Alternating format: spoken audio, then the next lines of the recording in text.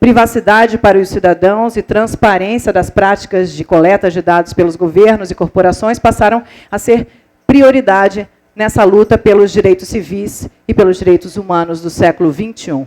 E é disso que a gente vai falar. Soberania digital e vigilância na era da internet é o nosso tema. E quem está com a gente nesse diálogo, por webconferência, o Demi Chesco, diretor-presidente do Núcleo de Informação e Coordenação do .br, considerado um dos pais da internet aqui no Brasil. E eu convido a subir ao palco agora o David Miranda, estrategista de marketing, um dos coordenadores da campanha que está pressionando o Brasil aí a conceder o asilo ao Edward Snowden, onde você quiser. Chamo também o Sérgio Amadeu da Silveira, professor adjunto da Universidade Federal do ABC, sociólogo, doutor em ciência política pela Universidade de São Paulo. O Antônio Martins, criador do Le Monde Diplomatique Brasil, e do Outras Palavras também. E para mediar esse debate, eu vou chamar o João Ferres, secretário de Comunicação e Inclusão Digital do Governo do Estado do Rio Grande do Sul. É isso, bom debate, está nas suas mãos. João. Valeu, sejam bem-vindos. Nós já estamos agora na segunda conferência. Quem está achando um pouco quente aqui o nosso ambiente, eu informo que no anterior estava pior. Então, estamos melhorando. Provavelmente estaremos numa temperatura agradável daqui a umas 2, 3 horas. Então, vamos iniciar o nosso debate. Agradecemos a presença de todos, a presença aqui dos conferencistas, todos já conhecidos e informados. E, na conferência anterior, nós debatemos aqui muito as possibilidades abertas pelas novas tecnologias, pelo ambiente de rede, a capacidade de horizontalidade nas relações que emergiu a partir deste processo, a democratização possível e o incentivo à militância autônoma. E, de certa forma, nesse painel aqui, a gente discute um contraponto a isso, ou seja, como que as grandes corporações e os grandes estados estão se apropriando desses instrumentos, dessas tecnologias, para, ao invés de incentivar a liberdade, a democracia e a horizontalidade, constituir e fortalecer a verticalidade das suas estruturas de poder. Então, num certo sentido, debatemos aqui, e continuaremos debatendo nas Conexões Globais, o tema do poder, que é, obviamente, um tema fundamental para todas as relações, não apenas as relações políticas, mas também as relações pessoais que estabelecemos fisicamente, através mediado por computador e assim por diante. Então, vamos começar. Demi Kenton está já no ponto aí para entrar? Sim? Ok. Ok, então, fica à vontade, Demi. Demi, como já foi informado, é responsável, um dos mais importantes responsáveis pela introdução da internet no Brasil, e eu queria já fazer um questionamento inicial que oriente a tua intervenção, que é exatamente uma pergunta se isso que eu falei no início, dessa tensão que existe com essa nova tecnologia que convivemos hoje, que é fundamental para o nosso convívio e que vai ser cada vez mais fundamental para o nosso convívio, como é que se resolve essa tensão que existe entre as possibilidades democratizadoras e horizontalizadoras dessa tecnologia com as possibilidades de uma reconstrução de processos de dominação em bases muito mais complexas, muito mais poderosas. Então, contigo. Bom, obrigado pelo convite. Eu sou da área técnica, eu vou fazer alguns comentários gerais, porque acho que esse problema tem muitos cortes diferentes, muitos vieses diferentes, e precisamos ficar atentos a todos eles. O primeiro ponto que eu diria é assim, bom, não é nenhuma novidade que haja espionagem ou bisbilhotagem, isso existe desde que o mundo é mundo.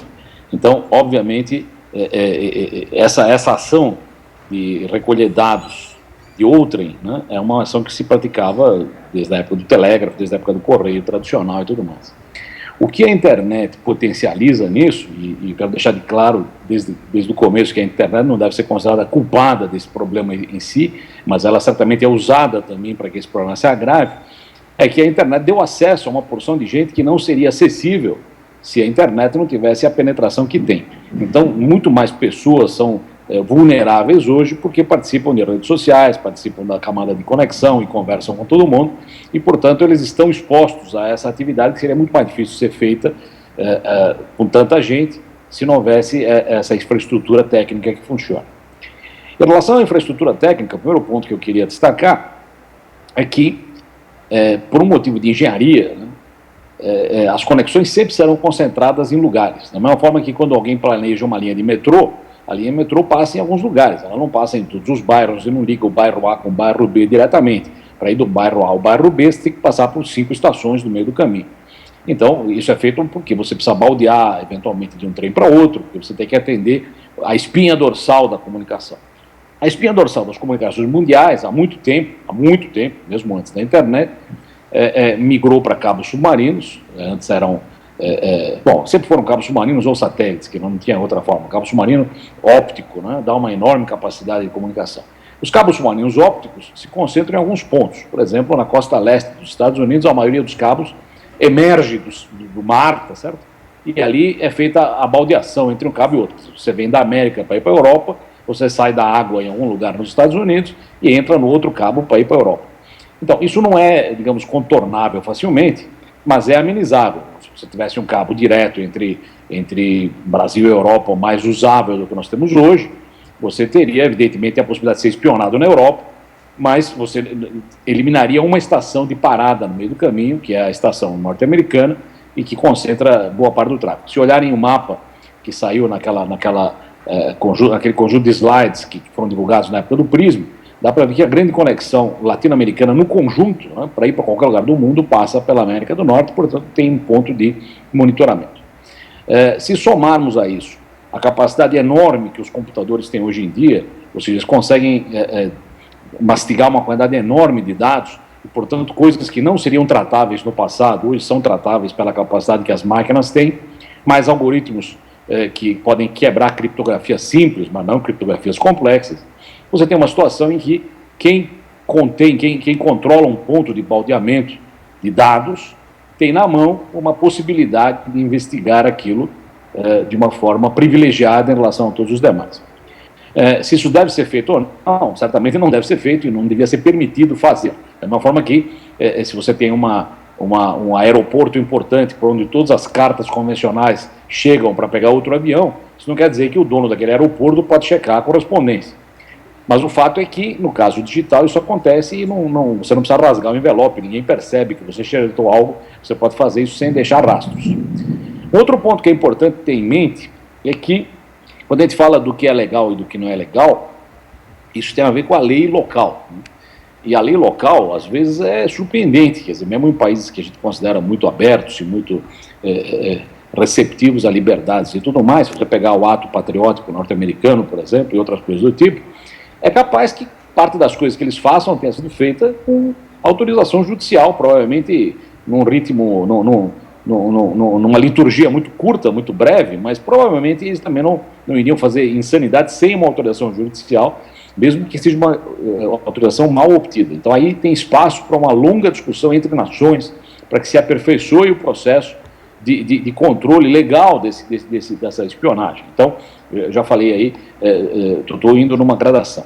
O terceiro ponto que valeria a pena comentar é que, aí certamente em áreas ilegais, né, existem formas de você monitorar dados que não estão nem no seu país, nem passando pelo baldeamento, usando portas ocultas dentro de equipamentos, né?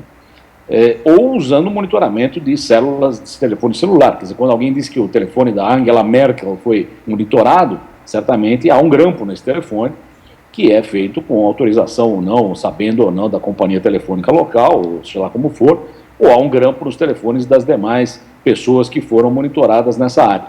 E os equipamentos que você compra, muitas vezes, até por uma questão até de legislação de proteção local, precisam ter uma porta para, em caso de emergência, você poder, a partir daquela porta, tomar alguma providência administrativa. Ora, se tem uma porta, essa porta pode ser usada para qualquer providência, administrativa ou não administrativa. Então, os equipamentos podem ter um backdoor que permitem que esses dados sejam vazados para o dono do equipamento, para o fabricante do equipamento, para quem está querendo usar essa porta. O último ponto que eu ia colocar, antes que vocês perguntem ou façam outras observações, é que software também tem esse problema. E vou dar um exemplo bastante simples, quer dizer, nós todos sempre advogamos que é bom ter um bom software antivírus, um bom software de proteção do seu micro, etc. e tal. E você instala um que você pega de algum lugar, eventualmente até paga, né? Então tem um fabricante lá que fabricou algo e você instala no seu micro. Bom, essa é uma parte extremamente íntima do seu micro. Ele sabe tudo que o seu micro faz, ele sabe tudo que entra e sai, ele sabe tudo que você tecla, ele eventualmente pode monitorar suas senhas. Quer dizer, tudo que você faz no micro tem que passar por esse guardião do seu micro, que é esse software. A pergunta é, você confia cegamente que ele fará tudo o que diz que faz e não fará nada além do que diz que faz? É uma boa pergunta. Provavelmente, muitos casos são de fato confiáveis e não tem por que ter uma paranoia a respeito. Mas também nada impede que esse equipamento, esse software específico, possa se comportar de uma forma um pouco estranha e mandar alguns dados para o fabricante ou para quem quer saber dados adicionais. Alguns softwares de mercado também fazem isso e até avisam, olha, se você instalar isso aí, eu me dou o direito de transmitir informação sobre sua configuração para o bem geral e para que você fique estável, que não aconteça nada. Então, se você aceita isso, saiba que eu posso enviar uma coisa ou outra lá para fora. Então, esse é um mundo complexo e eu acho que a simplificação de dizer, não, a internet é culpada porque vazou, deixou de vazar, é uma simplificação, na minha opinião, inadequada. É claro que existem também vazamentos que vêm de grandes empresas que guardam sua informação, eventualmente podem vazar seus correios eletrônicos, sua conversa via Skype. Essa conversa que eu estou tendo com vocês é feita em pacotinhos, nada impede que esses pacotinhos sejam guardados em algum lugar e ela nunca mais desapareça da rede, porque alguém guardou os pacotinhos. Em suma, é um mundo complexo e vamos começar o debate, então estou à disposição. Muito obrigado. Bom.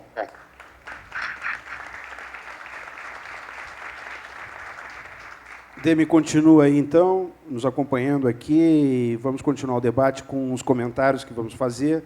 Eu acho que o Demi introduziu uma questão que me parece muito importante para ser refletida, que é o fato de que a rede mundial de computadores ela se constitui com uma estrutura internacionalizada e globalizada, e, entretanto, ela precisa se submeter, eventualmente, a determinadas legislações e a determinada tessitura institucional que ainda são nacionais, né? Então, eventualmente, também esta é uma contradição importante que precisa ser pensada e que me parece tem a ver com o fato do debate sobre a soberania possível nesse ambiente de rede que todos nós vivemos nesse momento.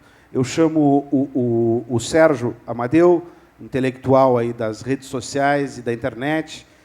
Nós todos conhecemos o seu ativismo.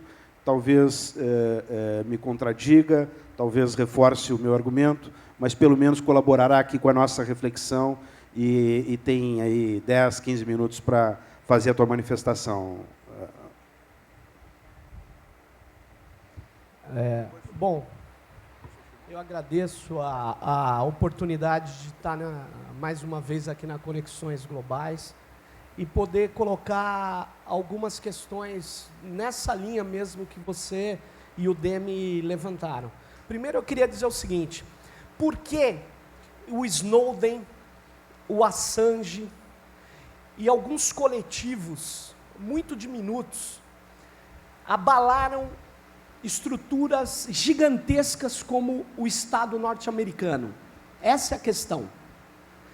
Porque exatamente quando o Snowden coloca a questão da vigilância massiva, que todos nós já sabíamos, tinha um Echelon no Brasil, os softwares que têm backdoors, mas quando ele mostra efetivamente a cadeia de captura, de intrusão, de intervenção e de uso,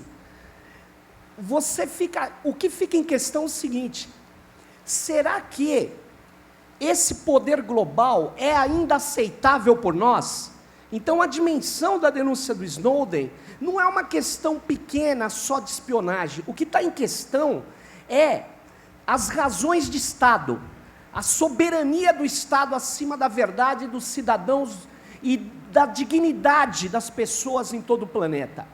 Então, quando eu falo para defender o Snowden, quando eu estou na campanha do Snowden, por exemplo, não é uma questão simplesmente qualquer, é uma questão hoje fundamental de direitos humanos e de quebra de uma forma que o Estado se organiza acima de todos os demais direitos. A verdade do poder do Estado está acima de tudo, e nós temos que dizer, não está mais. Se teve no século XVIII, XIX e XX, o século XXI não pode aceitar isso. Essa é que é a questão. E aí, eu queria mostrar como que o Estado americano age. Ele antes agia com espiões, ele agia sobre o alvo. Hoje não se age mais sobre o alvo. Hoje a espionagem é massiva. O que se usa é data mining, mineração de dados e big data. Então não é um alvo específico que vai ser vigiado. É um conjunto de termos de busca, de palavras-chave, que são buscadas em toda a rede, nos e-mails, nas redes sociais, nas transações que são feitas dentro da internet. E a partir disso, são selecionados determinados comportamentos. Então todos nós estamos sendo vigiados. Agora, nós somos vigiados diretamente? Essa é que é a questão. Não. Nós não somos vigiados diretamente. É um custo logístico enorme. Você pôr a vigilância em cima de uma pessoa que está perdida ali no Brasil. Não. Como é que é a vigilância hoje? Ela é feita a partir do controle. O que é o controle? O controle é a tecnologia que nós usamos para nos comunicar. O controle é aquilo que a gente usa para garantir a nossa liberdade. Você vai falar, isso é uma contradição. Não é. Entenda bem, para eu interagir com alguém na rede, essa pessoa tem que ter uma máquina com posição inequívoca na rede. Isso é uma rede de controle. Só que é uma rede de controle técnico que assegura que nós façamos articulações, que façamos movimentos, que façamos defesas de nossas opiniões. O problema é que toda essa rede que a gente usa é uma rede que permite, é uma rede que faz em cima de corporações, principalmente norte-americanas. Essas corporações que nós prazerosamente usamos, que nós entregamos nossos dados de maneira acrítica, nós usamos essas corporações porque elas facilitam a nossa vida, porque elas são úteis, porque elas são legais, porque elas mexem com os nossos afetos. Nós entregamos nossos dados para essas corporações. Essas corporações, elas nos entregam esses serviços, a maioria das vezes gratuitamente. Ou seja, quem é o produto dessas corporações? São nossas informações. Perfis são organizados. Eles vendem publicidade, mas eles também vendem agora a modulação dos nossos comportamentos. Eu não estou falando de manipulação, eu estou falando do seguinte, se eu estou indo para o Rio Grande do Sul, eu de repente abro o meu e-mail, está cheio de assim, hotéis no Rio Grande do Sul. Ele não está me manipulando, ele está me dando várias alternativas. Ele quer me acompanhar, eu tenho que ser livre desde que eu leve a tecnologia de controle. Qual é a base da espionagem massiva? A base da espionagem massiva é, por exemplo, as pessoas que usam essas corporações. Isso aqui está online, quem quiser depois pode olhar. Isso aqui, ó, antes do Snowden denunciar, é a política de privacidade do Windows 8, que muita gente usa. Muita gente usa. Olha o que está escrito nas duas linhas ali. Coleta e uso das suas informações. Eles sempre disseram que eles invadem o seu computador para poder ver se você está usando softwares que não têm licenças de propriedade adequada para eles. Então eles fazem intrusão. Eu disse no Congresso Nacional e repito aqui, quem mais faz intrusão na máquina das pessoas hoje não são crackers, são grandes corporações. E a base dessa espionagem massiva é a Cisco, Microsoft, Facebook, Google, são as grandes corporações que nós usamos. Essa que é a questão. E aí que está o problema. Aí é que está o problema. Para que a NSA está construindo esse mega prédio que um ano antes do Snowden denunciar, a revista Wired botou essa foto. Essa foto é o deserto do Utah. Sabe o que é aquele prédio ali? Aquele prédio ali é uma planta que visa fazer alto grau de processamento de informações. Por que eles querem pegar informações de todo mundo, processar, escolher alvos, analisar e agir sobre essas pessoas? Então, agir inclusive com drones. Aí você fala, você está exagerando? Não. O ano passado, os drones norte-americanos, seguindo o georreferenciamento, que a gente usa nos nossos apps, foram responsáveis por 800 mortes. Então, você repare, a tecnologia da informação, nós utilizamos como tecnologia de controle, ela, ao mesmo tempo que garante nossa liberdade, ela assegura que essas agências façam alegadamente intrusão. E aí o que é perigoso? É quando o poder político, a democracia, se rende a esse tipo de coisa. Isso aqui, ó, eu peguei hoje essa página do Congresso americano. Felizmente não está dando para ler, mas está vendo que lei é essa? Cyber Intelligence Sharing and Protection Act. Essa lei conhecida como CISPA. O que o CISPA está fazendo? Essa é a página do Comitê de Inteligência hoje do Congresso norte-americano. O CISPA é uma lei que foi aprovada na Câmara dos Deputados em abril, portanto antes das denúncias do Snowden, e a denúncia do Snowden deu uma arrefecida na tramitação dessa lei. E o que essa lei, onde ela está? Essa lei está no Senado dos Estados Unidos, esperando apenas um pequeno melhor momento para fazer o quê? Para legalizar, para fazer com que empresas troquem informação e tenham ações de inteligência entre elas. Então, assim, se o Facebook desconfia do Antônio Martins, ele vai consultar o Yahoo, vai consultar outras empresas, e isso vai ser legal. E eles podem usar o aparato de inteligência americano. O que está por trás do interesse de muitas dessas empresas? Defesa de propriedade intelectual. Não nos iludamos. Tem vários estudos de Hollywood, estúdios atrás, apoiando essa lei que se chama CISPA. Quem que também está interessado? Grandes corporações de telecom. Quem mais? Empresas, e ela foi aprovada com apoio de praticamente 288 votos na Câmara contra 127. Agora, sabe quem que apoia o CISPA? O Facebook. O Facebook, ele mandou uma carta, isso é disponível, está na rede, dizendo o seguinte: eu quero participar do sistema de inteligência. Eu quero participar do sistema de intrusão. Então, cuidado, quando você usa o Facebook, não é que eles foram obrigados, eles querem participar. E quem mais apoia o CISPA, que é essa lei de inteligência privada com relações com a NSA e a Agência de Inteligência Americana? Está aí, isso está disponível no site. Olha só, American Bankers Association, a AT&T, a Borg, a Business Software Alliance, essas empresas todas, a IBM, a HP, a Intel, a Motorola, a McAfee, a Oracle, a Symantec, a Time Warner, etc. O que nós estamos vivendo é o seguinte: sobre essa camada de controle, sobre esse uso generalizado das tecnologias, que nós não temos como deixar de usar, o que tem é uma organização de poderes estatais que se aproveitam disso para tentar vigilância massiva. Eu não sou daqueles que dizem não tem como se defender diante disso. Tem sim. Tem com leis nacionais, tem com tratados internacionais. Eu não sou ingênuo falar assim, vamos proibir a guerra no mundo, mas eu consigo um tratado internacional que proíbe o uso de armas químicas. Nós podemos brigar por tratados internacionais que proíbam o uso da vigilância massiva, que use o rastro digital de todos nós, que viole a nossa intimidade. Nós podemos criar dificuldades e nós podemos nos defender também. Cada um de nós pode se defender.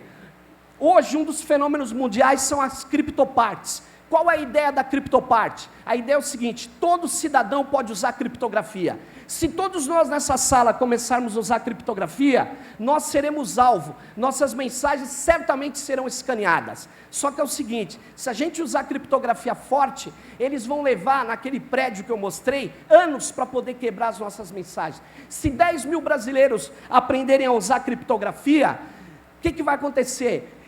Para falar para a mãe, oi mãe, estou aqui, bom dia, para falar para o namorado, oi meu namorado, oi minha namorada. Se você usar criptografia, você vira alvo da NSA, você sobe o custo das transações de 16 centavos de dólares para 10 mil dólares por alvo. Ou seja, vamos dar prejuízo à NSA e vamos usar criptografia, vamos defender a nossa ação. E nós vamos defender que o Snowden venha para o Brasil, porque a defesa do Snowden não é uma defesa pequena, é um rearranjo, um sinal que nós não aceitamos mais uma polícia do mundo. Nós aceitamos a autonomia dos povos, direitos, e o direito dos cidadãos está acima das razões do Estado. Por isso, o Snowden é o nosso símbolo. Obrigado.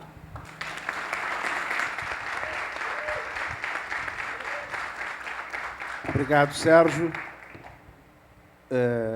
Colocou um elemento que eu acho que é decisivo para a gente pensar essa contemporaneidade tecnológica política, digamos, que é o fato de que a fusão entre as grandes corporações, os interesses das grandes corporações e dos grandes estados centrais, hoje ela se dá num patamar tecnológico muito superior e com uma capacidade de imposição da dominação de uma forma muito mais universal, sofisticada e eficiente, né?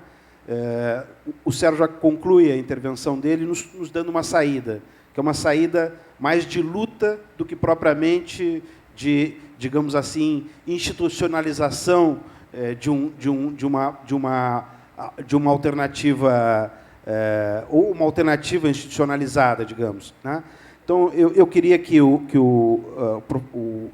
Antônio Martins, né, que tem uma prática política e militante muito forte para debater essas questões da representação, da institucionalidade e tal, entrasse nesse debate, nos colocasse as suas opiniões, as suas críticas, as suas concordâncias a isso tudo que a gente falou até agora.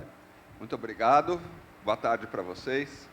Agradeço de novo a oportunidade de participar aqui do Conexões, de participar do Fórum Social em Porto Alegre. É uma coisa que dá muito carinho, é uma coisa que dá muito desejo de que o Fórum Social, que no meu modo de ver não deveria ter saído de Porto Alegre, volte um dia para cá, mas eu confesso uma certa ignorância. Estava falando com o Sérgio Amadeu hoje de manhã. Essa mesa debate liberdade e vigilância na internet. E, para mim, conceitos que são muito triviais para pessoas como ele, ou talvez para pessoas como vocês. O conceito de Deep Web, por exemplo, não passam de lenda urbana. Então, eu tenho muita dificuldade de debater no nível de aprofundamento político e tecnológico relacionado a essa questão que o Sérgio colocou ou que o nosso amigo Demi colocou. Eu queria ver se, nesses poucos minutos, eu fazia algumas provocações, dava um pouco a cara à tapa sobre um debate que o João provocou, que é o debate sobre rede, sobre Estado, sobre movimentos sociais, sobre as revoltas que a gente tem vivido, sobre como nós podemos, eu acho que isso está muito em pauta nessas revoltas e nesse debate, sobre como nós vivemos uma situação em que o Estado vai pouco a pouco se tornando desnecessário, mas é necessário haver uma transição. Nós estamos imersos numa situação em que, como diz o Immanuel Wallerstein, estamos num sistema capitalista em crise profunda, mas desse sistema poderá vir tanto um sistema muito mais democrático e igualitário, quanto pode vir um sistema, que é o que o Sérgio estava falando, a NSA demonstra, de muito mais controle, de muito mais hierarquia. Então, não adianta nós ficarmos nos auto-vangloriando pela crise do capitalismo, porque se não houver alternativa, se não houver política, se não houver construção concreta de utopias coletivas, nós podemos comemorar a derrota do capitalismo e construir uma coisa muito pior. Primeira observação.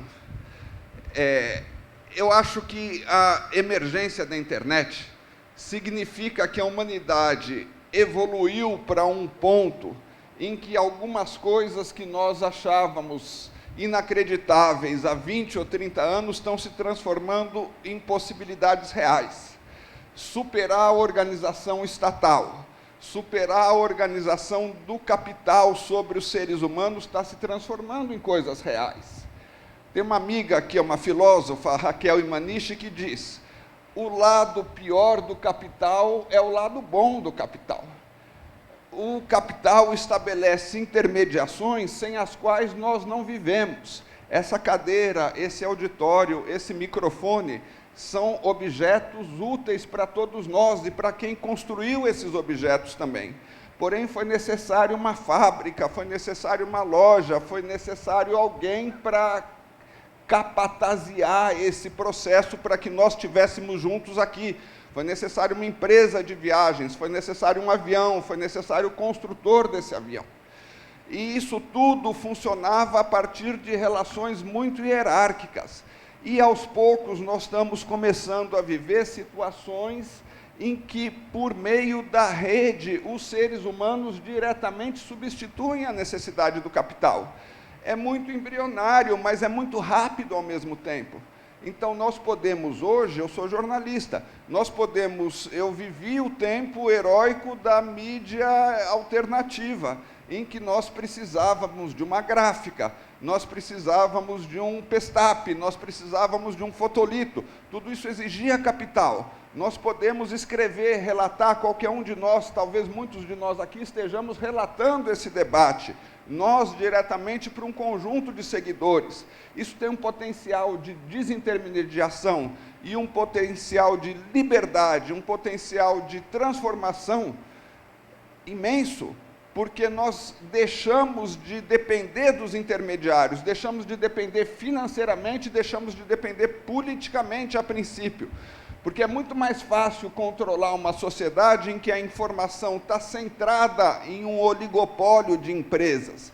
Mas é muito difícil controlar uma sociedade em que todos nós podemos nos comunicar com todos nós, em que tudo funciona em rede. Então, o potencial pós-capitalista, o potencial anticapitalista, o potencial deshierarquizante desse sistema é imenso.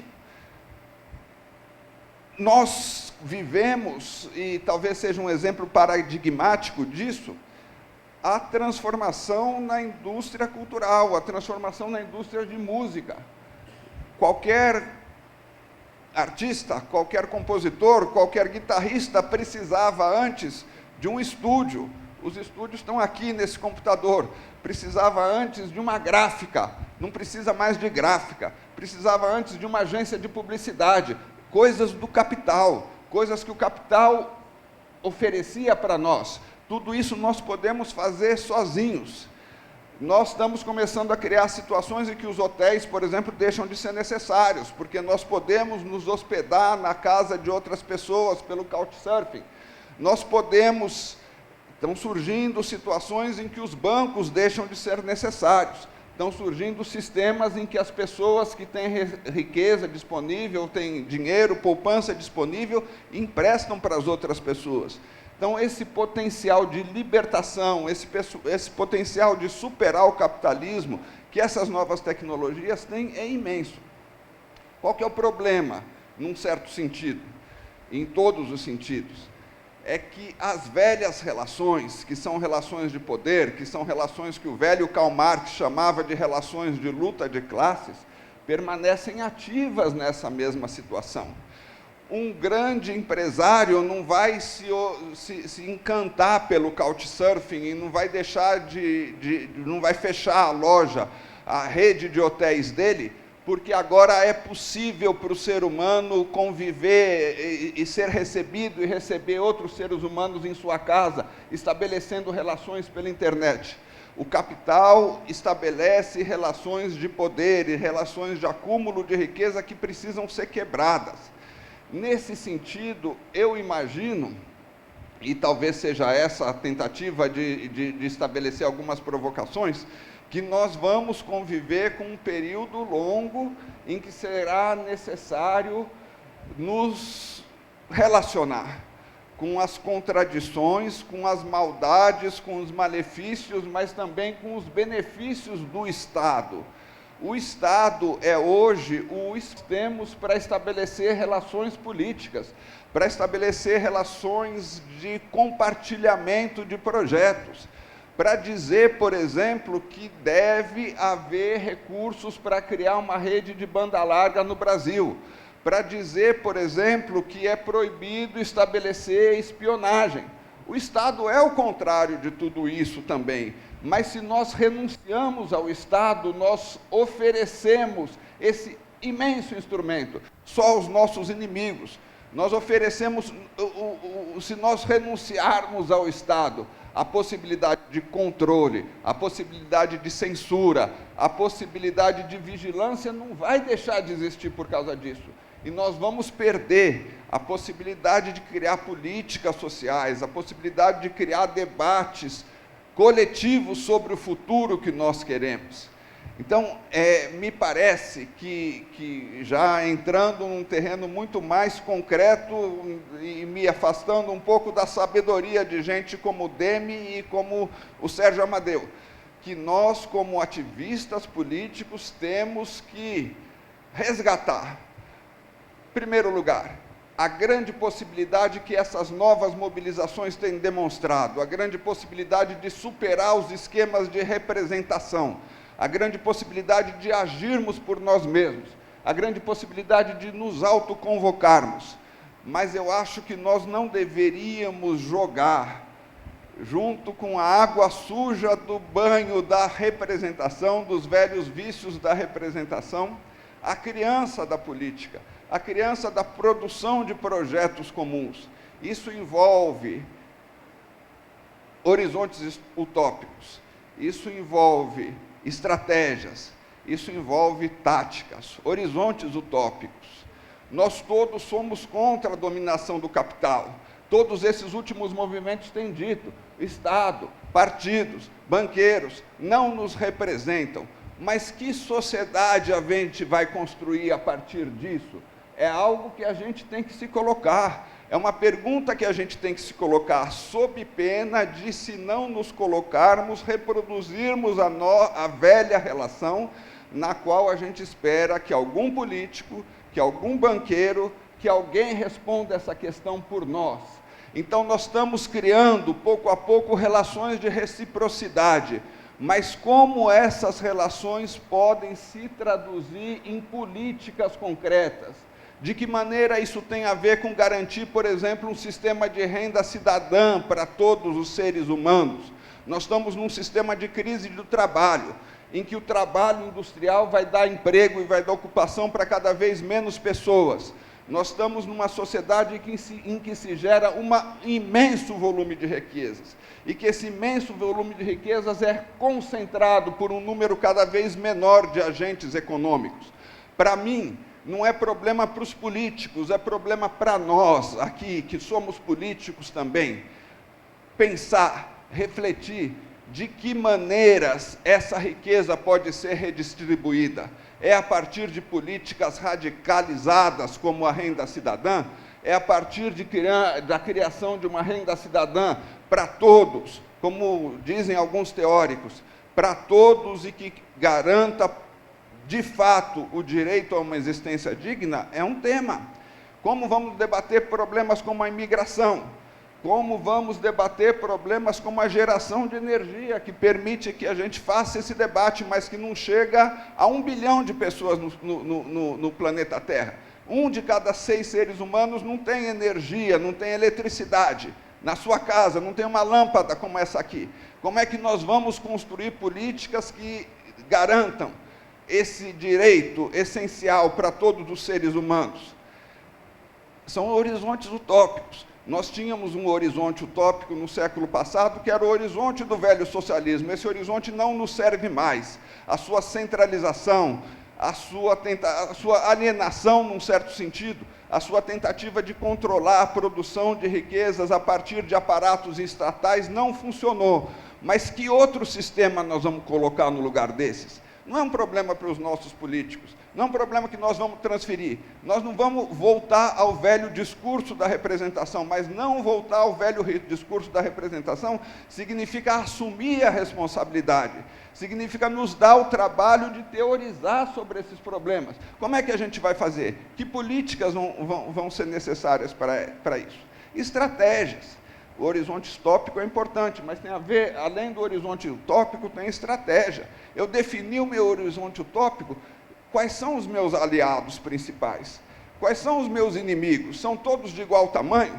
É tudo o Estado? Nas manifestações de junho, tinha muito essa palavra de ordem. O Estado não nos representa, mas todos os políticos são a mesma coisa? É possível estabelecer algum tipo de aliança? É possível estabelecer alguma forma em que nós não nos voltemos contra todos ao mesmo tempo? Eu estou terminando aqui, estou vendo o Marcelo Branco fazer o sinal aqui.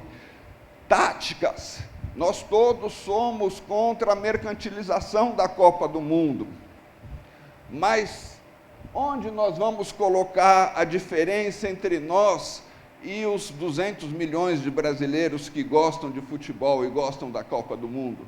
Somos nós contra a Copa do Mundo ou somos nós contra a FIFA? Somos nós contra a Coca-Cola? Somos nós contra a Rede Globo? Somos nós a favor do futebol? E somos nós a favor de impedir quem quer bloquear o futebol?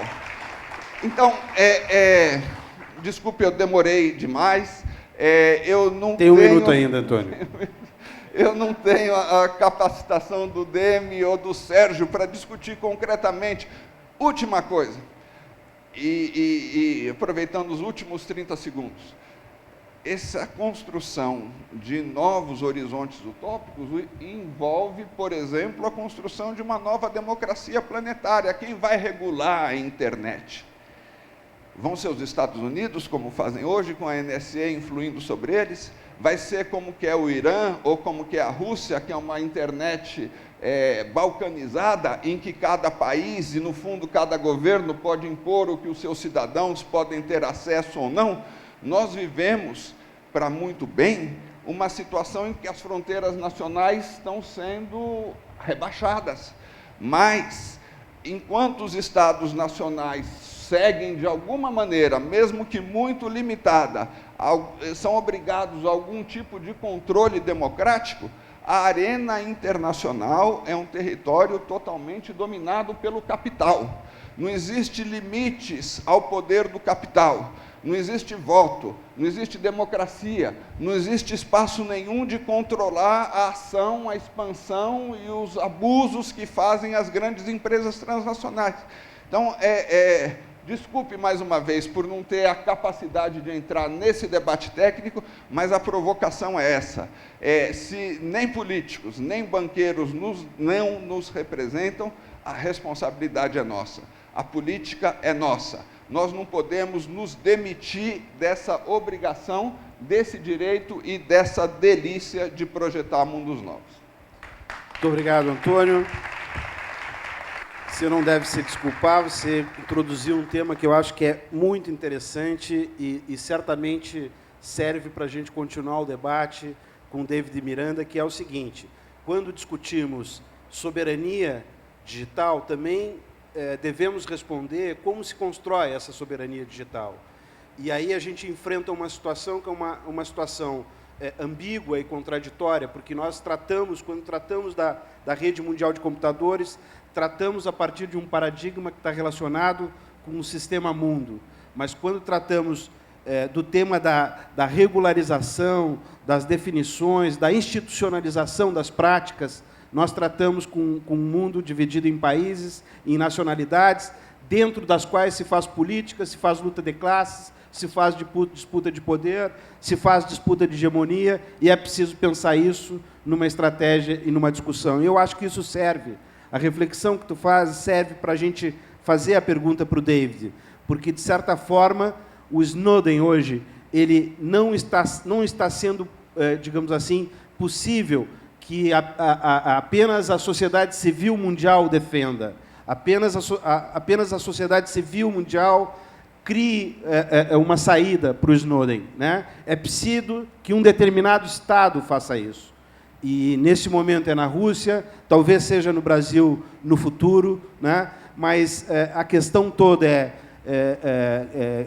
a se perguntar você acha, David, que a luta que você encampou de garantir o direito de Snowden viver num país com liberdade, com direito à privacidade, sem os riscos que ele enfrenta hoje internacionalmente, se essa luta é uma luta que, digamos assim, introduz um paradigma novo para a luta política e social nesse âmbito que nós vivemos, de uma era interconectada, hiperlinkada, que a internet nos permite. Fique à vontade. Boa tarde. Primeiro, gostaria de pedir obrigado ao pessoal do Conexões Globais por me convidar aqui. Estou um pouquinho nervoso, nunca fiz isso, então eu quero pedir obrigado também ao pessoal do Juntos, que tem me ajudado bastante com toda essa campanha. Esses jovens que estão aqui, vocês veem garotos de 17, 18, 19 anos, eles são o futuro da nossa nação, eles estão lutando em todos os aspectos para que a gente consiga, em vários âmbitos políticos, para que a gente consiga vários objetivos. Um desses é que a gente consiga ter uma liberdade na internet. Então, muito obrigado por vocês estarem aqui hoje. O Snowden, ele ajudou a gente a entender esse paradigma que a gente está instalado desde que a internet é a internet, né? Os ativistas, como falaram antes, já imaginavam esse negócio da espionagem, só não tinham provas concretas sobre isso. Há 8 meses atrás, ele saiu do país dele para poder ir para Hong Kong, pegar os documentos, entregar para o Glenn e para a Laura. Ele começou um processo que o mundo hoje em dia tem conhecimento e vários países querem tomar atitude. Mas nenhum país ainda, a não ser a Rússia, que deu asilo temporário a ele, realmente está fazendo alguma coisa sobre isso. É por isso que a gente começou essa campanha aqui no país, para conseguir trazer ele para cá. No momento ele está na Rússia, ele não pode participar desse debate que ele ajudou a criar. Ele não pode participar das conversas, não pode dar entrevistas específicas sobre o assunto, não pode falar sobre os documentos que ele ajudou a publicar. Então, assim, é meio complicado. Eu acho que se a gente conseguir trazer ele para cá, se conseguirmos fazer uma boa mobilização, não só no Brasil, mas uma mobilização mundial, nós vamos conseguir entender realmente o que significa isso. Todos esses documentos, primeiro, porque tem questões que vão ser levantadas, técnicas ali, que ele pode responder para a gente. Segundo, que a gente vai conseguir entender realmente se a internet vai ser essa grande ferramenta que o Estado vai utilizar para controlar a gente, ou se a gente vai continuar tendo a liberdade que a gente imaginava que a gente tinha, para conversa com os nossos amigos, para a criação, para ter a expressão que a gente tem hoje em dia, a gente tinha na internet, né? Então, eu acho de extrema importância a gente conseguir isso para esse cenário que a gente está instalado hoje. Muito obrigado. Nós estamos aí continuando, então, a nossa conferência de conexões. Não sei se tem alguma pergunta, já entrou dos que nos acompanham. Se não há nenhuma pergunta ainda, eu vou chamar de novo o Demi. O Demi está nos acompanhando? Ele pode entrar? A pergunta é para a técnica aí. Estou aqui. Está aqui? Então, Demi, você estava acompanhando aqui o debate? Estava sim. Bom, eu queria que você fizesse um comentário sobre essas questões todas que foram levantadas aqui, relacionadas exatamente sobre a seguinte questão, que você havia introduzido já no início. Há alguma solução simplesmente técnica para se resolver esta questão, digamos, da proteção do uso da internet em relação a essas ações que os estados e as grandes corporações começam ou estão avançando em constituir no processo de controle da rede? É possível, tecnicamente, se resolver isso? Ou através, por exemplo, do uso de determinados softwares não proprietários? Ou através da instalação de uma rede específica que seja controlada publicamente? Não sei. Estou pensando aqui, te coloco essa questão, porque eu acho que importa depois para a continuidade do nosso debate. Bom, eu não acho que haja uma solução para o problema, mas eu acho que há medidas que atenuem o problema. Eu acho que o Sérgio Amadeu já deu uma excelente dica no sentido de que correspondências nossas, se possível, né, ou sempre que possível, ou sempre o tempo todo, deveriam ser criptografadas, porque isso complica a vida dos que querem, de alguma forma, monitorar. Enquanto forem poucos os que criptografam, eles ficam foco da atenção desse pessoal que está interessado em dados. Quanto muitos fizerem isso, provavelmente esse processo acaba gerando a inviabilidade de monitoramento e nos livraremos de parte do problema. É claro que, além de tudo, toda essa história de você deixar seus dados na rede como um todo, essa computação em nuvem agora, e antes disso também, meus e-mails estão hospedados em algum lugar, minhas fotografias estão em outro lugar, quer dizer, isso obviamente abre brechas, né? Quer dizer, quando a gente sai da centralização nas suas instalações para a centralização na rede, abre brechas para que todos os administradores desses sistemas consigam, de alguma forma, ter acesso a dados que você não gostaria que fossem acessíveis. Então, o conselho seria não fazer exposição desnecessária de suas informações nesse processo todo. O terceiro ponto, que é essa parte de concentração de tráfego em alguns lugares, não tem solução que esteja ao alcance do indivíduo, mas tem melhorias que podem ser feitas a nível internacional. As nações deveriam verificar primeiro se não há alternativas que permitam ter, digamos, outras formas de comunicar trechos do mundo. Nunca dá para fazer diretamente, ninguém vai ter uma linha direta de São Paulo até o Botsuana, não faz sentido, mas certamente nós vamos ter possibilidade de melhorar a vulnerabilidade dessas conexões internacionais. E outro ponto que o Sérgio também colocou bem, e os outros debatedores também colocaram bem, é que legislações internacionais deviam, de alguma forma, englobar tendências nacionais de controle. Nós esquecemos que muitas vezes essas coisas são feitas sob o amparo de uma lei, com aspas ou sem aspas, num determinado país.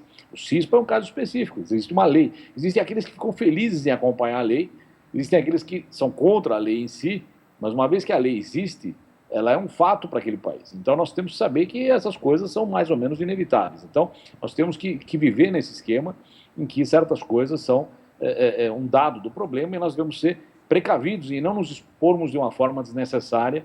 E o brasileiro, nesse ponto, não é, digamos, dos mais reservados, porque o brasileiro é campeão em redes sociais, campeão em outras coisas muito atraentes, né? Então, isso, meu conselho seria restrição e um pouco mais de cuidado ao expor seus dados. E no que você pode fazer localmente, vou dar um outro exemplo que o pessoal em geral não presta atenção e é sério, né? Quando você tem uma empresa que tem os dados acadêmicos dos alunos da Universidade X, estão lá num determinado data center, numa determinada base de dados, dentro de um computador genérico.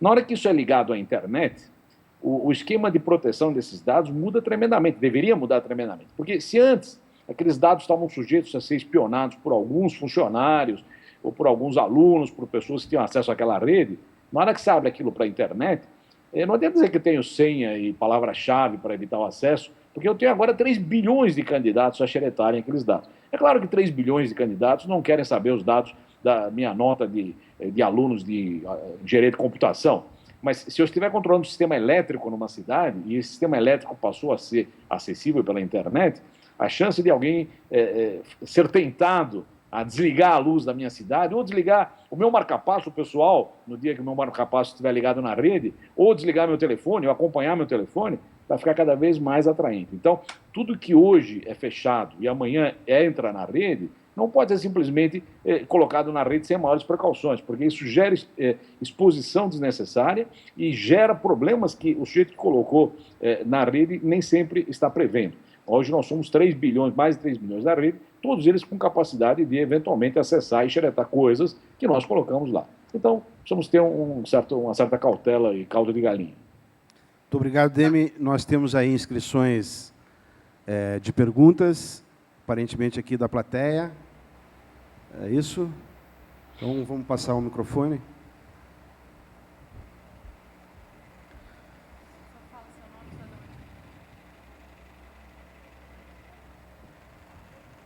Sim, bem, depois temos outras perguntas que surgiram aqui, que foram enviadas. Eu sou o Zé do Rio, eu não vou propriamente perguntar, mas eu vou só que me veio à memória coisas que eu li há muitos anos atrás, em 74, eu li uma publicação da Unesco, que foi publicada em 72 no Brasil, pela Fundação Getúlio Vargas, que falava sobre a violência no mundo.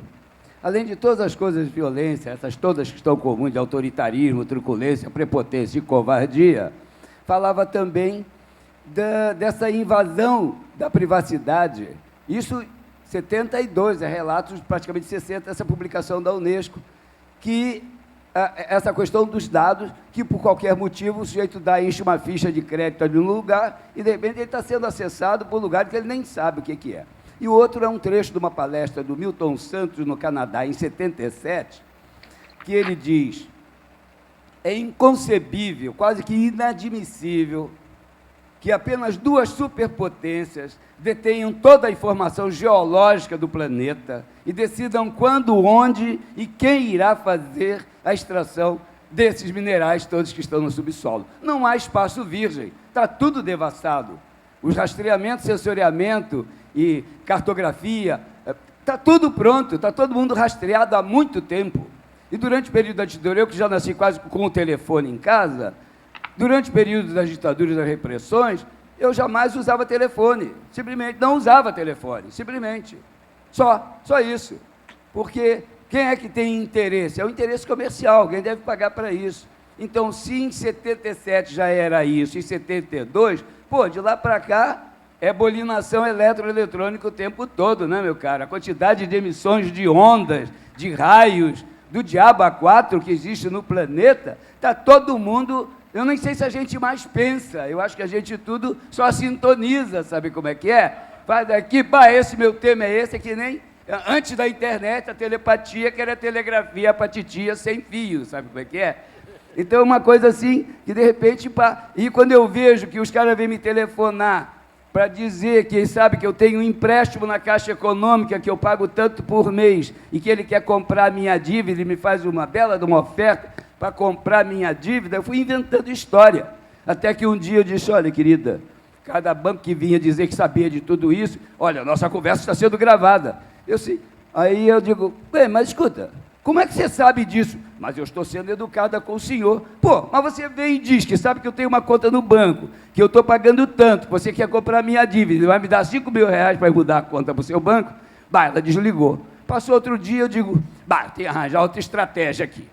Aí telefonou outro banco, porque está gravado, você tem uma dívida, eu digo: sim, eu ouvi, está muito bem. Então eu falo o seguinte: quero lhe informar, essas pessoas que querem comprar a minha dívida, faz o seguinte: você já sabe tudo, o número da minha conta, tudo direitinho. Deposita $6 milhões na minha conta, livre de despesa, e eu transfiro a conta para o seu banco.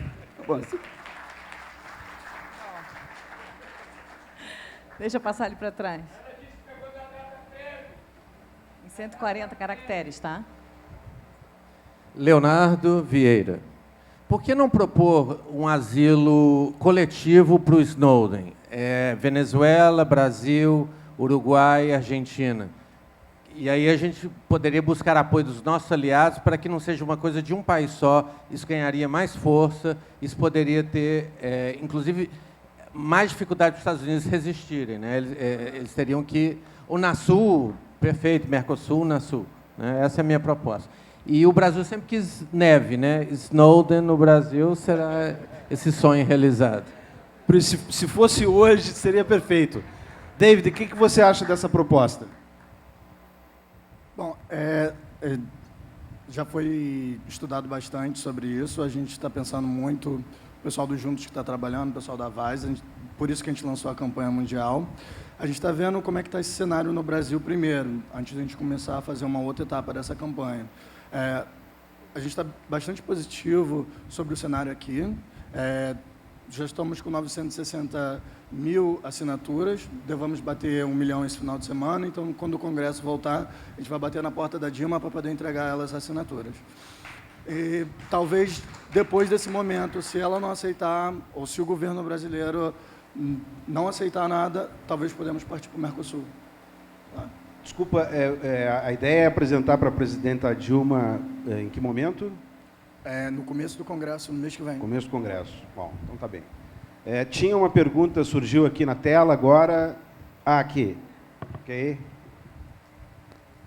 Oi, eu sou a Nath, faço parte aqui do Coletivo Juntos. Primeiro, eu queria parabenizar a iniciativa de proporcionar esse debate. Acho que a gente está debatendo aqui é mais um reflexo de todas as contribuições que as denúncias do Snowden proporcionaram, né, não só para o Brasil, mas para o mundo inteiro, porque, de fato, as pessoas já sabiam que eram espionadas, muitas empresas, muitos governos, mas agora, com as denúncias dele, a partir também da contribuição do Assange com o Wikileaks, isso veio à tona, né? Então, acho que o Brasil tem um papel fundamental para contribuir não só com a liberdade de Snowden, mas para que o Snowden nos ajude a continuar enfrentando, né, ele com a sua ousadia, assim como o David aqui, que está encampando essa campanha a nível nacional, para que a gente consiga dar mais passos e saiba, né, cada vez mais que esse monitoramento ele não está ajudando em nada pela política de terrorista, e sim é um monitoramento. Então, eu queria que o David falasse mais sobre essa campanha e quão forte como que a gente pode fortalecer para que o Snowden tenha liberdade aqui no Brasil, para que ele possa continuar nos ajudando. Obrigado. Então, como a gente pode ajudar com essa campanha? Vocês podem falar com seus amigos, assinar a petição, que é de extrema importância, podemos compartilhar e fazer consciência de que o nosso país é um país muito forte e que, trazendo o Snowden para cá, não é uma forma de retaliação com os Estados Unidos pelas espionagens que ele fez com o nosso país. A gente só vai mostrar que nós temos um país com soberania, que a gente tem um país forte e que ele é um país que protege os direitos humanos. Todo mundo que está aqui hoje é um ativista, pensa como a internet funciona e quer proteger os direitos humanos dele. Então, acho que todo mundo assinando essa petição, conversando com seus amigos, entendendo quais os aspectos que a gente pode ser beneficiados com isso, porque quando ele chegar no Brasil, ele vai poder participar desse debate. E quando ele puder participar desse debate, que ele não está podendo agora na Rússia, ele vai poder ajudar a gente a entender exatamente como é que a gente pode instalar um novo mecanismo de internet para poder proteger, ou como a gente pode criar uma nova conexão mundial que pode ajudar todo mundo a ter essa privacidade na internet novamente. Acho que Deve dar o endereço para a galera saber, para assinar a petição real mesmo, e não bater 1 milhão, bater muito mais, Isso, 2, 3 milhões. Passa aí para a gente, para a galera que está em casa. No site Avaz, você pode colocar www.avaz.com.br, que vai ter lá uma petição do Snowden. Ela está na primeira parte da capa, você pode ir lá e assinar a petição lá. Obrigado. Valeu. Mais alguma pergunta? Tem mais aí? Ali? Oi, Gonçalo. Eu gostaria de perguntar para Sérgio Amadeu e para qualquer um que seja provocado, né? Como vocês estão vendo a possibilidade de distopia que o companheiro falou, Antônio, com a miniaturização dos drones, com a espionagem além dos estados por corporações, com grupos mafiosos que começam também a lidar com a Big Data. Como nós poderíamos nos defender desse pós-capitalismo distópico? Bom, o que nós estamos vendo cada vez mais na internet são redes enfrentando redes. Redes de opinião que enfrentam redes de opinião. Redes de articulação de pessoas que defendem causas de justiça e liberdade e outras redes que não defendem isso. Esse enfrentamento, ele já existia, mas a internet o potencializa. Só que qual é o fator novo? O fator novo é que a internet inverteu o ecossistema comunicacional. Da seguinte forma, hoje, os Estados Unidos têm um enorme poder, continua tendo. Os Estados nacionais têm, mas nós também temos um enorme poder. Nós também temos, porque antes nós não tínhamos capacidade logística de articulação. A rede nos dá essa capacidade. É óbvio que não dá só a nós, mas dá para a gente também. Então, nós podemos transformar a luta do Snowden não só num abaixo-assinado, mas inúmeros atos pelo país afora convocados dentro da própria rede. Cada um que está aqui pode gravar o seu próprio vídeo, com as suas próprias razões, e subir na internet, no repositório. Nós podemos marcar um dia de protesto, que nem a gente fez contra o SOPA e o PIPA, as duas legislações mundiais, que, na verdade, norte-americanas, que queriam detonar a rede. Então, o que acontece? Nós tiramos 70 mil sites importantes, voluntariamente fizeram o apagão aquele dia. Por que a gente não faz um dia nacional pró-Snowden?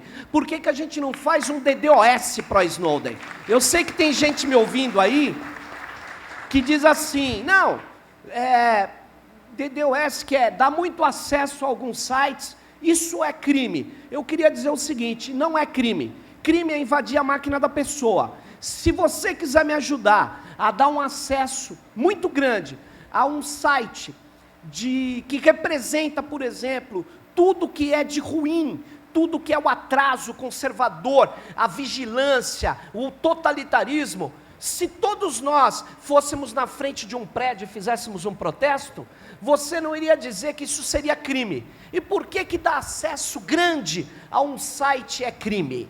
Não é crime, é protesto. Nós temos várias formas de protesto. E uma outra forma de protesto é o seguinte, nós temos, e aí que eu queria dialogar, nós temos duas coisas importantes. Nós precisamos de um tratado internacional contra a vigilância massiva. Sabe quem que se prejudica contra isso? Quem se prejudica? As grandes corporações e os estados vigilantistas. Aí você fala, mas nunca vão aprovar um tratado desse. Mas isso é pedra no sapato. É discurso o tempo todo, é colocar na defensiva. É como a presidenta Dilma e os poderes constituídos aqui. Nós temos que procurar os líderes dos partidos políticos. Qual partido político apoia o Snowden, o asilo do Snowden, e qual é contra? Nós temos que criar constrangimento, nós temos que ir para cima. Porque é o seguinte, trazer o Snowden para o Brasil, eu não tenho ilusão. Mesmo que a presidenta Dilma diga, vamos trazer o Snowden para o Brasil, tem um pequeno problema logístico. Sabe qual é? Quem que vai trazer ele até aqui? De avião de carreira? Não, nós vamos ter que mandar avião nosso lá.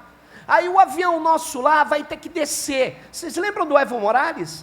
Que fecharam o espaço aéreo da Europa? Nós não estamos brincando. Isso aqui não é brincadeira. Agora, será que não é a hora já do Brasil, como o David falou, como o Antônio está colocando, será que não é a hora de, diante dessa onda distópica, a gente dar uma alternativa para o mundo e falar assim, tem um país que não pode ser acusado de eixo do mal, que não pode ser acusado de dar guarida para terrorista, que não pode ser acusado de não ter democracia. A nossa democracia é mais estável que a dos Estados Unidos hoje. Os Estados Unidos é um estado de exceção hoje, o que coloca a legislação antiterror acima de todos os direitos e da própria Constituição.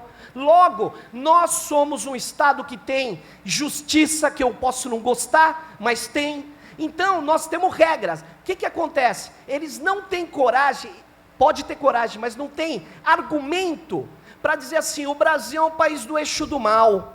Nós somos Exu do mal, e não eixo do mal. Nós vamos para cima.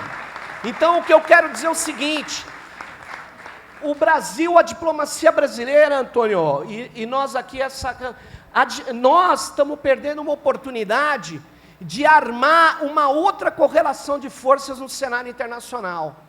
Porque você fala assim, você não está pensando nas consequências, eu estou pensando nas consequências. Eles grampearam o celular da primeira-ministra da Alemanha. Não é tão simples apoiar a ação americana de retaliação. Eles não podem retalhar economicamente por causa da gente dar asilo político para o Snowden. Nós estamos violando que regra da OMC? Entendeu? Então não é tão simples. Agora, resta saber o que deve estar pensando a cúpula política do governo. Dizendo assim, se eu enfrentar esses caras, eles vão vir para me derrubar. Agora, por quem não sabe que a revista Veja é controlada por um grupo da África do Sul, que lutou para botar o Mandela na cadeia e hoje faz capa para dizer que o Mandela é nosso herói? Quem que não sabe que eles são do sistema de inteligência americano? Quem que não sabe? Todo mundo sabe. Todo mundo sabe. Então o que acontece? Nós não estamos enfrentando esses caras à toa. É preciso ter clareza. A minha opinião é o seguinte, a distopia você enfrenta com ações positivas. Você enfrenta com ações democráticas, defesa de justiça, direitos humanos e hackerismo. Faça criptoparte na sua cidade. Nós estamos fazendo uma aqui, pequenininha, estamos à disposição. Se você quiser aprender criptografia, vamos dar criptografia, vamos fazer ações individuais e ações coletivas. Cada um de nós pode ajudar muito. Então, eu sou a favor de enfrentar a distopia com micro-utopias, com macro-utopias e com ações concretas. Enquanto eles ficam aí falando assim, o Obama, eu vou fazer alguma coisa, eu mostrei o site dos caras agora. Eles estão vindo para cima. Na primeira derrapada da gente, eles aprovam o CISPA e legalizam toda essa coisa. Então, não vamos marcar bobeira.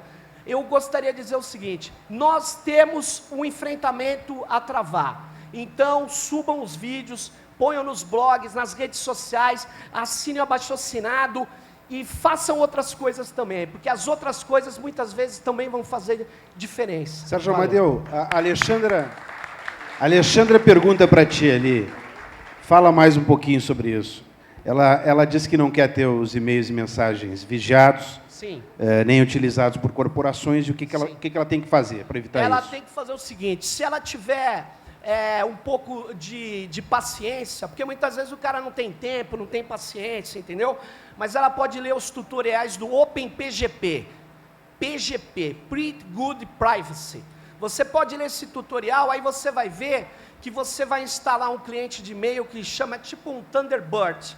Aí você lá, com o Enigmail, que é um outro aplicativo que você instala facinho, você cria a tua chave criptográfica, é uma dupla chave, uma chave que usa criptografia simétrica, você põe a tua chave pública no repositório, e aí o software, uma vez que você fez esse caminho, o software, quando você quiser, você fala assim, encriptar a mensagem. Aí você vai mandar uma mensagem com um clique, a partir daí vai pôr a sua senha, vai destravar a sua chave privada que só você tem e vai mandar mensagem. Qual que é o problema disso? Isso é uma coisa que se você não está habituado a fazer, é costume. Não é nem tanto dificuldade técnica, é costume. Então, o que acontece? O que a gente sugere? Você tem um grupo de amigos, você tem um grupo feminista, você tem um grupo de jovens, você tem uma escola, você tem um pessoal do movimento estudantil, você tem do MST, vamos conversar, a gente vai lá e faz a instalação para todo mundo ao mesmo tempo, porque aí todo mundo começa a usar. E aí por quê? Porque você fala sempre com aqueles amigos, todo mundo usando, aí você começa a trocar e-mail encriptado, e aí você está na nossa linha, e também ajuda a divulgar a nossa linha aqui assim, ó, faça a NSA perder dinheiro agora, pergunte-me como. Então é o seguinte, assine o abaixo-assinado sem criptografia, porque senão o teu nome não vai aparecer, mas mande mensagem com criptografia. Parece um ato bobo, mas não é. É aquilo que o Demi falou. Se somos só nós que estamos usando, é uma coisa. Outra coisa é começar todo mundo a usar. E aí, sabe o que acontece?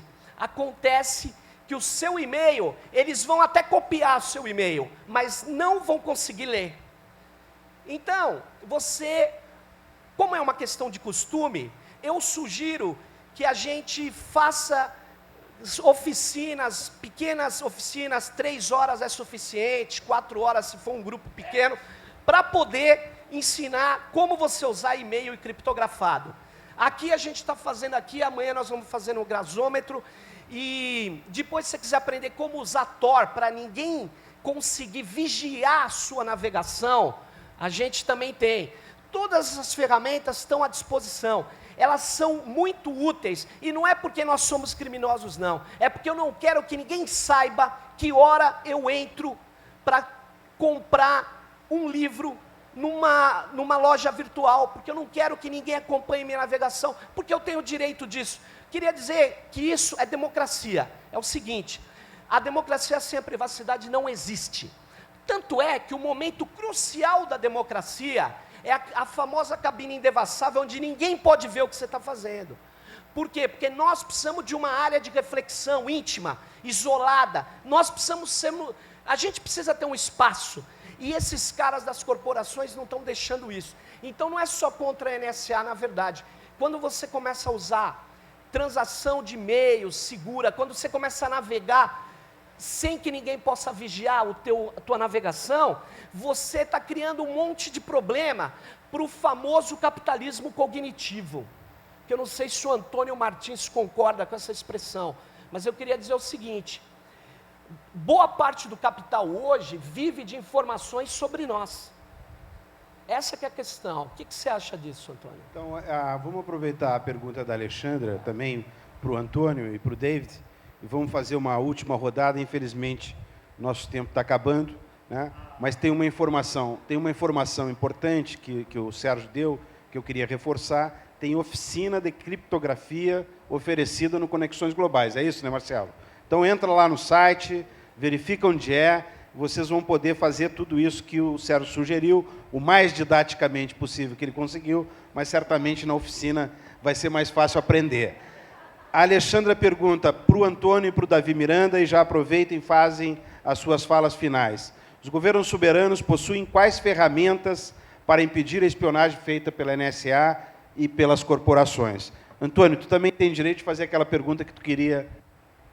Eu já faço porque, da parte tecnológica, eu transfiro para o DEME. Mas já vou acrescentando um dado político recolhido de uma intervenção aqui. Nós vivemos um processo de integração latino-americana. Brasil, Argentina, Uruguai, Paraguai, Venezuela, Equador e Bolívia, que constituem o Mercosul, são juntos talvez a terceira maior população do mundo, perdendo para a China e para a Rússia. E são juntos estados com relativo poder. A pergunta que eu faço para o DEME é: de que forma nós poderíamos juntos ajudar a construir uma relação dentro da arquitetura da internet em que nós não sejamos tão dependentes? Dizem que 98% do nosso tráfego passa pelos Estados Unidos. Nós juntos poderíamos constituir alguma coisa diferente? Acho que é super pertinente essa ideia do asilo conjunto. Quem sabe, se propondo essa ideia, um governo menos conservador do que o nosso, o do Mujica talvez, aceite dar asilo ao Snowden. Seria uma boa possibilidade. E queria aproveitar a provocação do Sérgio, importantíssima. Isso poderia também, Sérgio, eu acho, as corporações tentam nos controlar a partir daquilo que o Ladislau Dalbor estava falando num debate hoje, que é uma espécie de mais-valia sistêmica. A mais-valia não é mais extraída na fábrica, a mais-valia é extraída num conjunto de relações afetivas, inclusive, que a gente desenvolve todos os dias, e em boa parte na rede. Em parte, a internet nos facilita, como ele mesmo diz, é super bacana você ter o Google Docs para botar os seus documentos lá. Mas essas corporações podem te controlar. Será que não seria, pergunto também para o DEME, do ponto de vista tecnológico, não seria o caso de construir alternativas a esses serviços públicas? Não seria, esse conjunto de estados não teriam condições de construir, de apoiar alternativas públicas a esses serviços? Vamos chamar o DEME. Última coisa, provocando pelo Sérgio, essa história da Copa. Uma das características mais perversas da forma como a Copa é arranjada é o monopólio das imagens da Rede Globo. Pouca gente pode transmitir as imagens dos estádios. Será que não valeria a pena criar, aproveitando a paixão pelo futebol que o povo brasileiro tem, um site Ocupe a Copa e transmitir as imagens que os cidadãos vão produzir nos estádios, inclusive? E não seria interessante derrubar os sites da Coca-Cola e da Globo durante a Copa do Mundo, por exemplo? Várias questões, uma delas, pelo menos, dirigida ali para o DEME. Eu não sei se o DEME pode entrar imediatamente, já responde o Antônio e faz a sua manifestação final. É possível, DEME? Eu estou aqui. Então, lá. O Antônio fez uma questão para ti, já responde e faz a tua manifestação final, por favor. Bom, certamente não é uma questão fácil. O que eu podia dizer positivamente em relação a isso é que esse mesmo cenário ruim permite que a gente discuta o cenário como estamos fazendo agora. Então, a grande vantagem do processo atual é que o que foi detectado de inadequado e de invasão permite também que a gente discuta esse mesmo problema em cima disso. Um outro ponto que eu diria que acho que é positivo é que cada vez mais a gente está atento a esses detalhes, e toda vez que um grande conglomerado, algum grande prestador de serviço, eu dou como exemplo, por exemplo, o Facebook, quando mudou a política de privacidade dele, quando algum desses grandes resolve realmente avançar o sinal, além do que já tem avançado normalmente, nós podemos trocar de provedor. Quer dizer, eventualmente, algum serviço que perde a atração do público, eu, lamentavelmente, não uso, ou por sorte não uso, mas o pessoal pode trocar e passar a usar outra rede social que não seja aquela e tudo mais. Então, de alguma forma, a rede se protege, porque nós estamos mais conscientes atualmente das ameaças que sofremos e também somos mais conscientes do poder que temos na mão de tornar um serviço irrelevante, abandonando-o, ou criar outro serviço que hoje é pequeno, um serviço importante no futuro. Então, eu diria, é muito importante esse monte de observações que foram feitas, mas não devemos ser pessimistas, porque nós estamos numa situação em que temos mais controle, até pela própria infraestrutura que nos foi dada e pela visibilidade que temos, de tentar fazer escolhas e opções mais corretas para todos nós. Obrigado. Muito obrigado, David.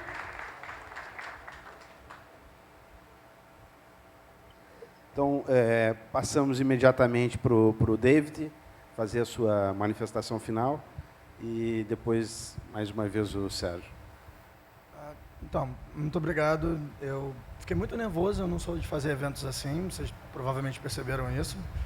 Eu deixo os holofotes mais para o Glenn mesmo, eu trabalho lá no background, mas eu achei de extrema importância estar aqui hoje, porque esse é um debate que a gente precisa estar falando, é uma coisa muito importante. E eu vim aqui pedir para vocês ajudarem nessa campanha da forma que vocês puderem. E eu acho que vai trazer grandes benefícios para o nosso país se a gente conseguir trazer o Snowden para cá. Obrigado. Sérgio, por favor, tua manifestação final. Bom, eu queria dizer aqui ao David Miranda que o que nós pudemos ajudar, eu e todo mundo desses coletivos aí que estão nessa pegada de defesa da privacidade, a gente está à disposição e eu acho que isso é uma questão estratégica, política e também de dignidade. Não dá, se nenhum argumento vale, pelo menos que tenha valor o argumento da solidariedade. Nós não podemos deixar de ser solidários com aquele que fez o que fez pela democracia e pela clareza do que é o poder hoje no mundo. Eu acho que o Snowden tem que ter solidariedade de cada um de nós. Essa é uma questão crucial, pode contar comigo, eu agradeço poder expor algumas coisas aqui e queria convidar você o seguinte, quem quiser fazer as ações de defesa de privacidade, uso de criptografia, entra no site CryptoPart Brasil, tem o nosso contato, ou também no site da actantes.org.br. A Actantes é uma ONG que trabalha fazendo, na verdade, a disseminação da comunicação segura para quem quiser aí. Valeu, obrigado. Então tá. Muito obrigado ao Demi Getchko, muito obrigado a vocês por terem aceito o convite de participar aqui na nossa conferência. Agradecemos também a presença de todos, esperamos ter respondido positivamente à expectativa de todo mundo que está acompanhando via rede os nossos debates. O Conexões não acaba aqui, continua. Teremos ainda hoje um debate que vai tentar refletir sobre o que aconteceu lá em junho passado, que foram aquelas jornadas, o que significa para a democracia brasileira aquele processo e a emergência dessas novas metodologias de luta. E amanhã continuamos debatendo as questões que estão sendo colocadas pelas novas tecnologias, pelos novos formatos de relacionamento político, social que vivemos no mundo de hoje. Muito obrigado e agora passo a palavra. Obrigada ao nosso mediador, João, obrigado Antônio, David, Sérgio Amadeu e o Demi de lá também. E eu queria aqui só fazer um poeminha aqui do Quintana, que eu acho que tem tudo a ver com isso. Qualquer ideia que te agrade, por isso mesmo, é tua. O autor nada mais fez que vestir a verdade que dentro em ti se achava inteiramente nua. Então é isso, vamos pegar as ideias que estão aí, tomar como se fosse da gente, porque são da gente, assinar a petição, quem sabe fazer essa gravação da Copa, né? Gostei da ideia.